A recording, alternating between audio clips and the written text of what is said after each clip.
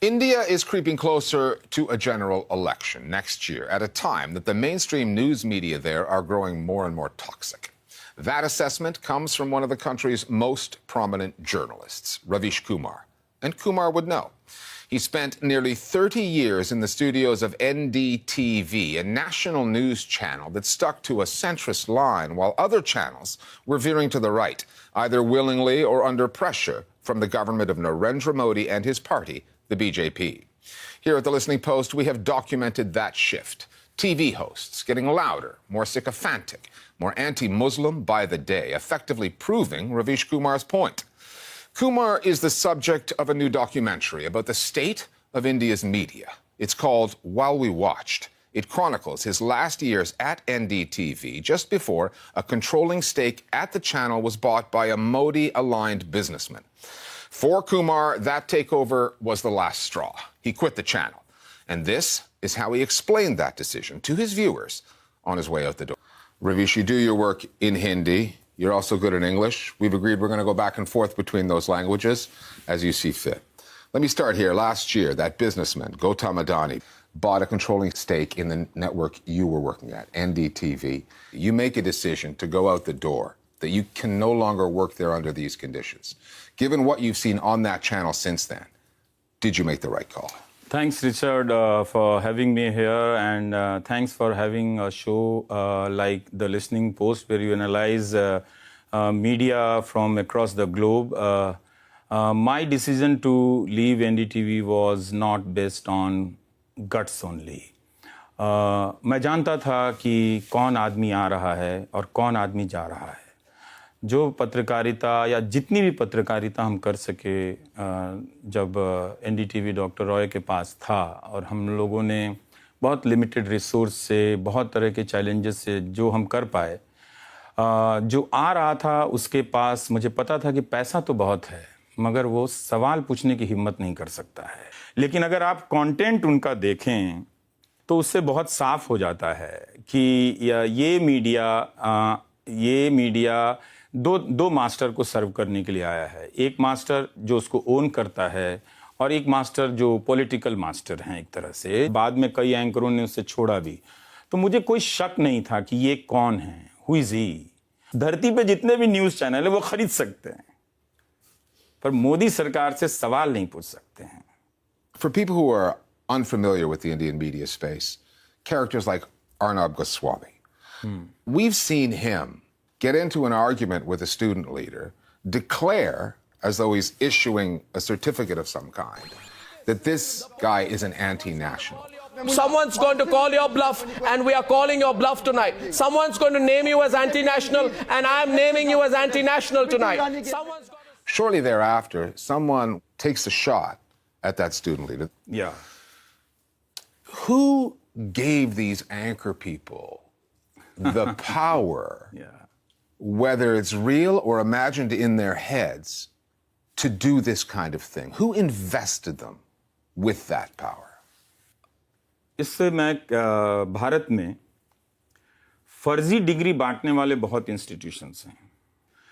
सो news channel में भी फर्जी सर्टिफिकेट बांटने वाले एंकर आ गए. And this anchor, particular anchor you ask about, उसको भी याद नहीं होगा कि कितने लोगों को एंटी नेशनल बोला है, कितने लोगों को गद्दार ट्रेटर बोला है, कितने लोगों को आतंकवादी बोला है. सुप्रीम कोर्ट के बहुत सारे ऑर्डर हैं जिसमें इस तरह के मीडिया को क्रिटिसाइज किया है कोर्ट ने कि वो कम्युनलाइज कर रहा है, वो हेट को स्प्रेड कर रहा है. लेकिन आप जब भी रिचर्ड क्वेश्चन करेंगे इस इंडियन मीडिया को, वो आके कहेगा कि आपने इंडिया को क्रिटिसाइज कर दिया.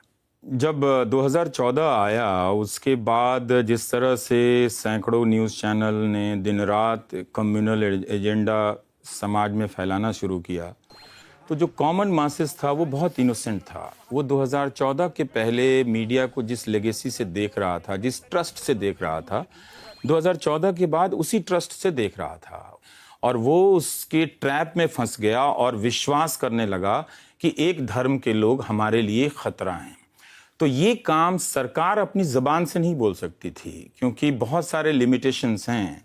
तो जो काम सरकार ऑफिशियली नहीं कर सकती थी, वो काम न्यूज़ चैनल करने लगे, और वो प्रोवोक करने लगे लोगों को. So what you're saying is, in a way, the news media are saying the government's quiet part out loud. या सो वो एक तरह से सरोगेट पेरेंट्स कोई और है और ओनर कोई और है उसका. Members of the Prime Minister's party, the BJP, and those who support the party take issue with your journalism. They say that everything's bad in your eyes, that you ignore any stories of progress or positivity in India.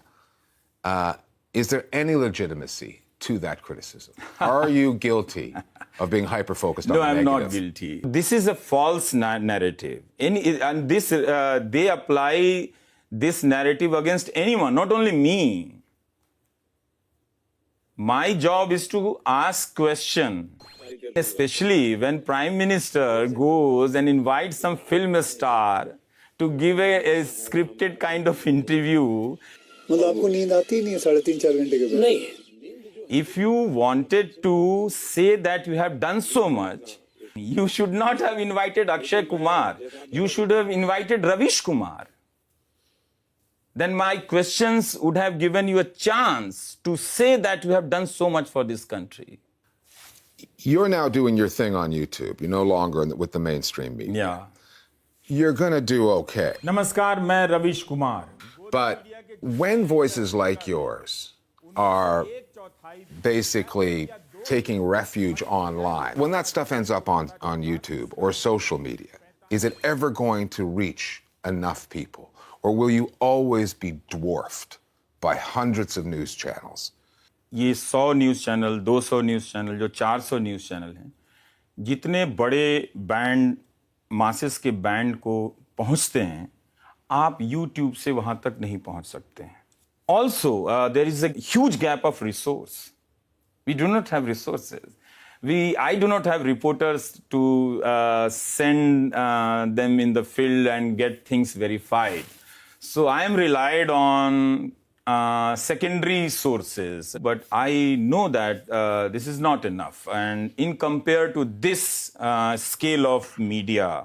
So is that almost like a declaration of defeat? No, Is never. it a form of surrender? No, this is not a declaration of defeat, but I have to say what is the real situation. And if I have declared defeat, I would not have been working and putting a video every day, every other day. But yes, I do miss television. And Richard, when I walked in to this studio, I got a little emotional. It's pretty nice. It's pretty nice, yeah. And I felt like, oh my God. I'm back. The soul is coming back to my body. Let me ask you this. So India is about to go through another general election soon. Yeah. Narendra Modi will be running for a third term. With his ratings being as high as they are, with him having all those news organizations in his corner, how do you see the outcome of this election? Is it a foregone conclusion? Will it even be a contest? I'm not sure about result. I cannot pronounce the result before election held. But I'm concerned about fairness of elections. हमें उस मेज़ पर आना पड़ेगा और अपने आप को बताना पड़ेगा कि ये मीडिया एक समस्या है इस देश के लिए. और दिस मीडिया, ये जो मीडिया है, इसका संबंध सिर्फ एक सरकार से नहीं है. अब इंडिया में न्यूट्रल कोई ऐसा गवर्नमेंट न्यूट्रल मीडिया नहीं है. स्टेट्स में भी गवर्नमेंट के अकॉर्डिंग मीडिया हो गया है. तो प्रोसेस बहुत खराब है. You cannot repair this mainstream media. But I have an idea for this mainstream media. I want to appeal to BJP, please merge this mainstream media with their fold. And like you have many subsidiaries in your organization like Women's Front, Traders Front, and Youth Front.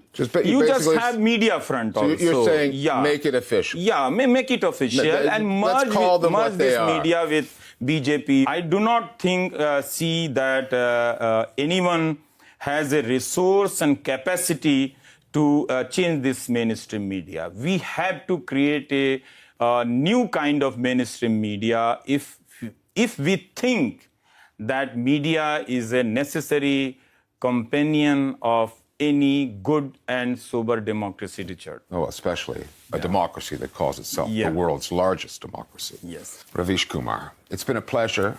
We wish you the best of luck on YouTube with your journalism in the future. Thank you, Richard. Thank you.